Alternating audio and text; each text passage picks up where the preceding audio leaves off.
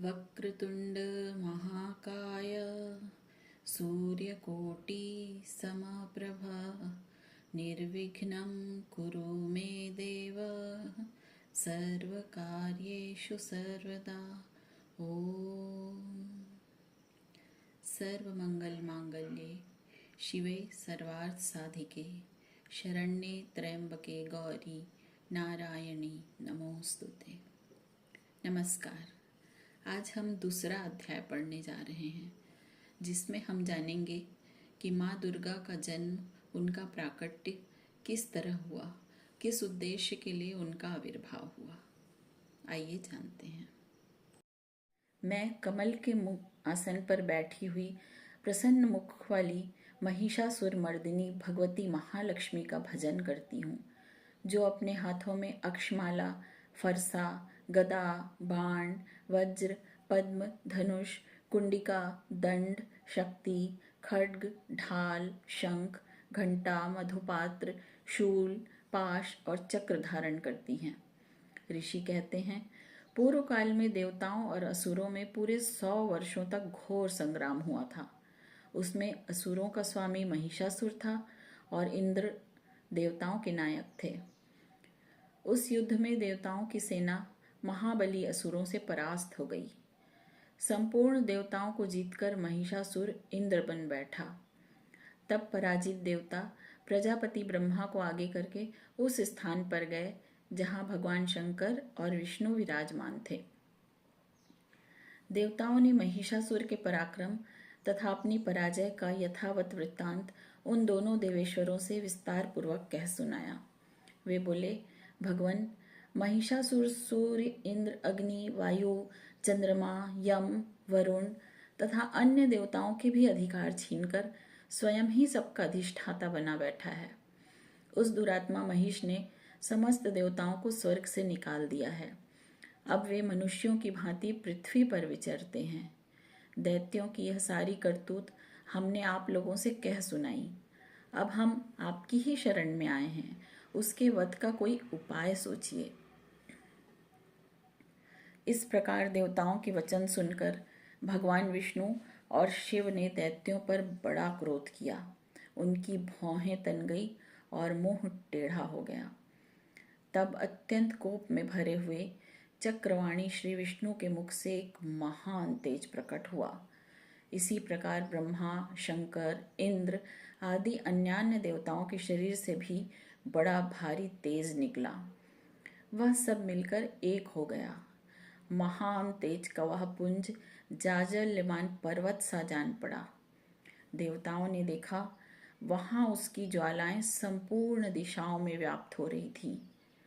संपूर्ण देवताओं के शरीर से प्रकट हुए उस तेज की कहीं तुलना नहीं थी। एकत्रित होने पर वह एक नारी के रूप में परिणत हो गया और अपने प्रकाश से तीनों लोकों में व्याप्त जान पड़ा। भगवान शंकर का जो तेज था, उससे उस देवी का मुख प्रकट हुआ। यमराज के तेज से उसके सिर में बाल निकल आए। श्री विष्णु भगवान के तेज से उसकी भुजाएं उत्पन्न हुई। चंद्रमा के तेज से दोनों स्तनों का, इंद्र के तेज से मध्य भाग का प्रादुर्भाव हुआ, वरुण के तेज से जंघा और पिंडली तथा पृथ्वी के तेज से नितंब भाग प्रकट हुआ।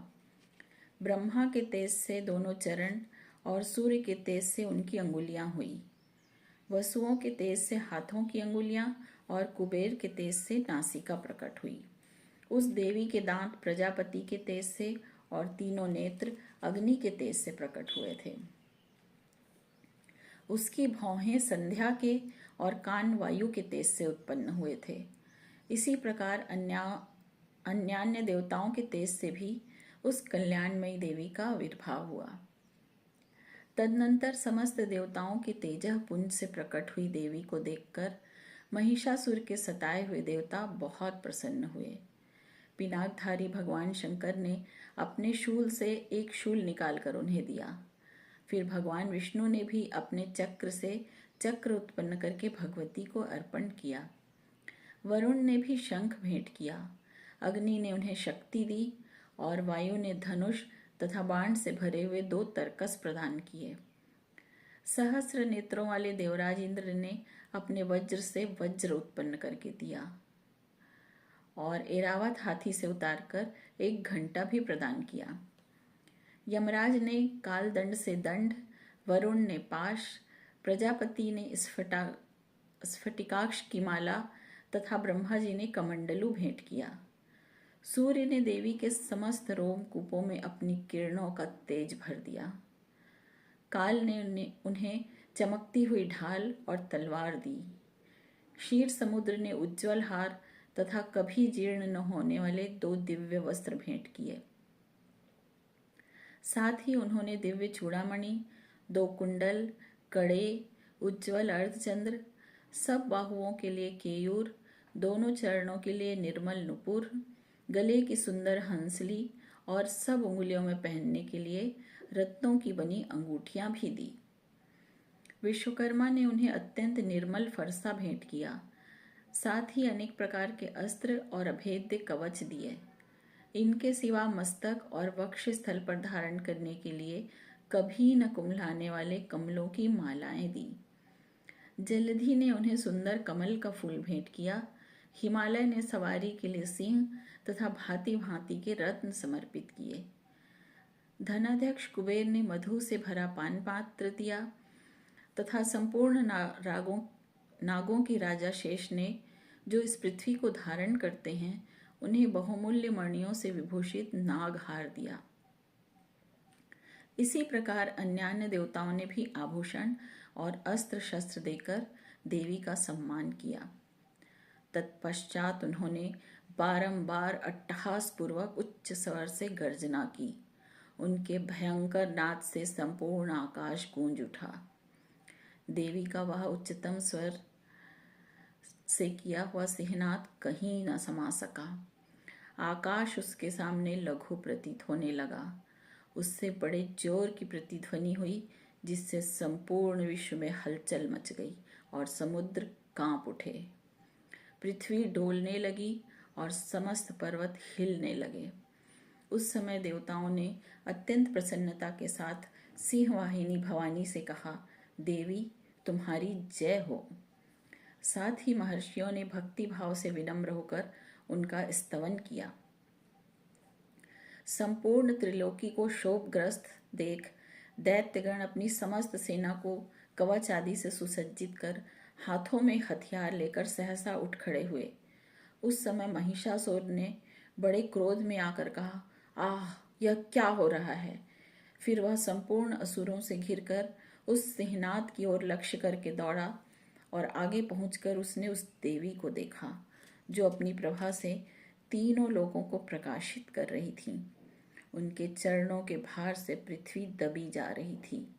माथे के मुकुट से आकाश में रेखा से खींच रही थी तथा वे अपने धनुष की टंकार से 7 पातालों को शुद्ध किए देती थीं। देवी अपनी हजारों भुजाओं से संपूर्ण दिशाओं को आच्छादित करके खड़ी थीं। तदनंतर उनके साथ दैत्यों का युद्ध छिड़ गया। नाना प्रकार के अस्त्र शस्त्रों के प्रहार से संपूर्ण दिशाएं उद्भासित होने लगी। चिक्षुर नामक महान असुर महिषासुर का सेना नायक था। वह देवी के साथ युद्ध करने लगा। अन्य दैत्यों की चतुरंगिणी सेना साथ लेकर चामर भी लड़ने लगा। 60,000 रथियों के साथ आकर उदग्र नामक महादैत्य ने लोहा लिया। 1 करोड़ रथियों को साथ लेकर महाहनु नामक दैत्य युद्ध करने लगा। जिसके रोएं तलवार के समान तीखे थे, वह असिलोमा नामक महादैत्य 5 करोड़ रथी सैनिकों सहित युद्ध में आ डटा। पारिवारिक नामक राक्षस हाथी सवार और घुड़सवारों के अनेक दलों तथा 1 करोड़ रथियों की सेना लेकर युद्ध करने लगा। इनके अतिरिक्त और भी हजारों महादैत्य रथ, हाथी और घोड़ों की सेना लेकर वहां देवी के साथ युद्ध करने लगे।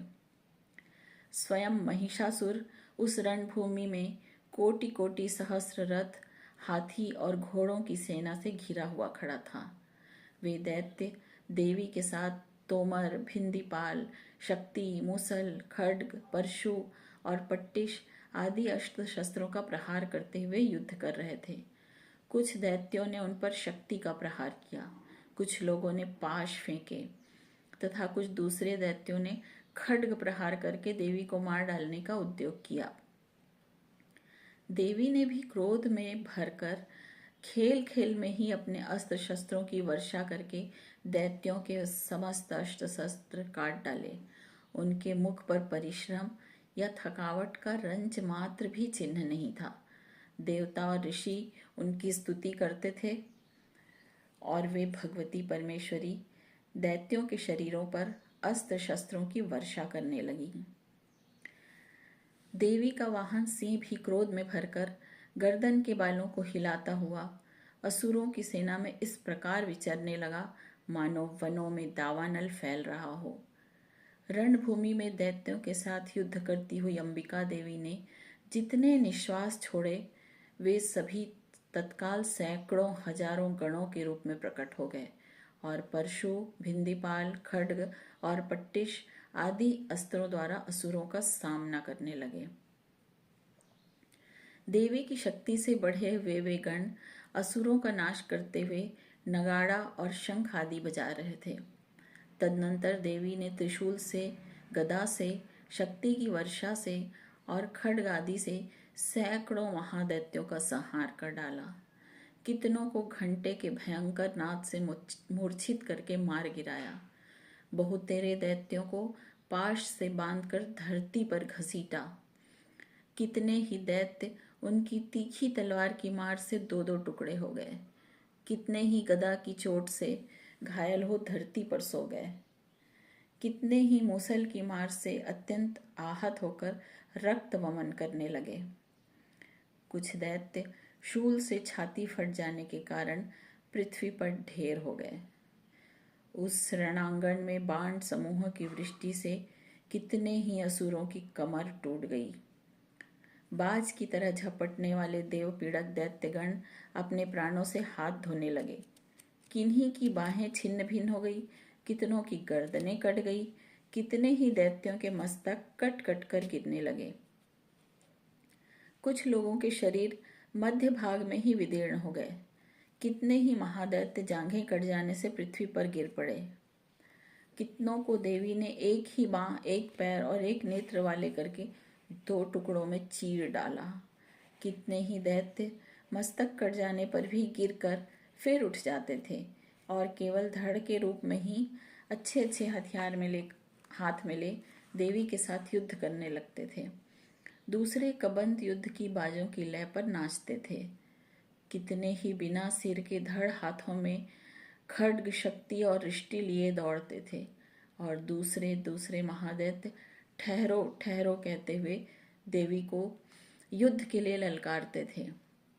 जहाँ वह घोर संग्राम हुआ था वहाँ की धरती देवी के गिराए हुए रथ, हाथी, घोड़े और असुरों की लाश से ऐसी पट गई थी कि वहां चलना फिरना असंभव हो गया था। दैत्यों की सेना में हाथी, घोड़े और असुरों के शरीरों से इतनी अधिक मात्रा में रक्तपात हुआ था कि थोड़ी ही देर में वहां खून की बड़ी बड़ी नदियां बहने लगी। जगदम्बा ने असुरों की विशाल सेना को क्षण भर में नष्ट कर दिया। ठीक उसी तरह जैसे तृण और काठ के भारी ढेक को आग कुछ ही क्षणों में भस्म कर देती है। और वह सी भी गर्दन के बालों को हिला हिलाकर जोर जोर से गर्जना करता हुआ दैत्यों के शरीरों से मानो उनके प्राण चुन लेता था। वहां देवी के गणों ने उन महादैत्यों के साथ ऐसा युद्ध किया जिससे आकाश में खड़े हुए देवतागण उन पर बहुत संतुष्ट हुए और फूल बरसाने लगे। इति द्वितीय अध्याय समाप्त।